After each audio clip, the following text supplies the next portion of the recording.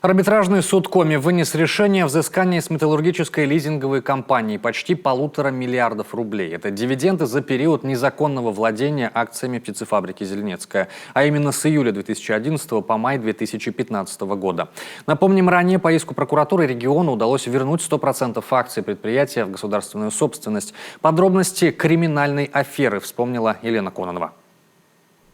Вероятно, это уже последняя точка в истории птицефабрики «Зеленецкая». Буквально полгода назад регион вернул предприятие, а теперь и те самые сливки, которые металлургическая лизинговая компания снимала с деятельности нашей птицефабрики – почти 1,5 миллиарда рублей. И вот как выглядела эта серая схема. Сначала «Зеленецкую» приватизировали, после чего через ряд фиктивных сделок ее акции перешли фирме «Метлизинг», подконтрольной Александру Зарубину. Это один из главных фигурантов уголовного дела Гайзера. До 80% прибыли предприятия уходили в кипрские офшоры.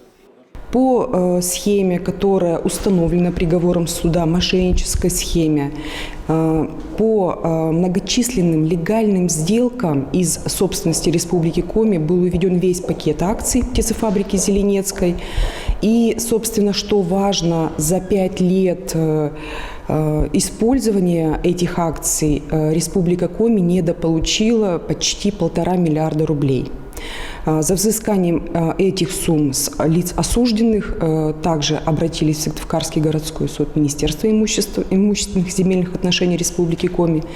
И наш иск должен способствовать и будет способствовать возвращению именно имущественного комплекса в собственность Республики Коми. В конце 2019 года прокуратура Коми направила в арбитражный суд иск о возврате прежних активов в собственность республики. Надо сказать, «Зеленецкая» – это самое успешное сельхозпредприятие Коми, которое выращивает птицу и свиней, производит 300 видов продукции, имеет свои торговые сети не только в Коми, но и в Архангельске и Санкт-Петербурге. Птицефабрика постоянно вкладывает средства на техперевооружение. Строится завод по производству комбикормов, продолжается реконструкция цеха глубокой переработки продукции.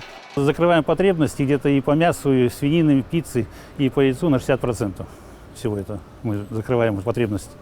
То есть мы можем и закрыть, допустим, по мясу, птицы можем на 100% закрыть, по яйцу тоже на 100% закрыть. Но сегодня такая жесткая конкуренция, что нам эту продукцию некуда будет деть. По словам руководителя птицефабрики, замечательно, что эта темная страница в истории Зеленецкой наконец-то перевернута. Дивиденды, которые незаконно получал Метлизинг, вернутся в республику. Более миллиарда рублей – это солидная сумма, которую можно направить на строительство, например, социальных объектов. Елена Кононова, Ольга Коняева, Эдуард Бушуев, телеканал Юрган.